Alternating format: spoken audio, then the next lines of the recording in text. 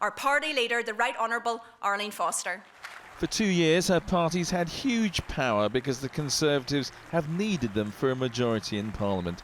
But they've fallen out now over Boris Johnson's Brexit deal, which Arlene Foster wants to stop. So she says a vote for the DUP is a vote for leaving the European Union as one United Kingdom, because the DUP is committed to a deal that works for the whole of the United Kingdom and which does not leave Northern Ireland behind, with no border in the Irish Sea. She said they'd never supported Jeremy Corbyn government, but made it clear that doesn't mean Boris Johnson can assume she'll back him.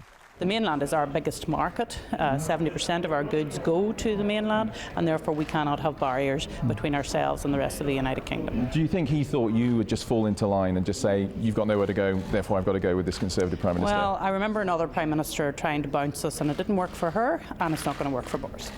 Northern Ireland is supposed to have its own assembly, but it hasn't sat for nearly 3 years because the DUP and Sinn Féin can't agree on how to get it back up and running. In Belfast today, we found very little faith in politicians of any stripe.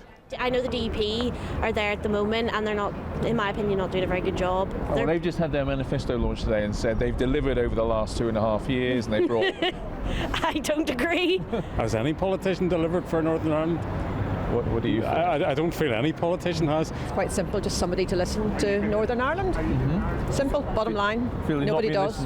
Absolutely not. Forgotten about. Well, can I just ask you, the DUP launched their manifesto? Not interested in the DUP, thank you.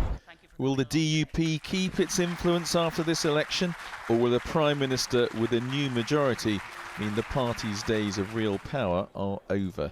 Andy Bell, 5 News, Belfast.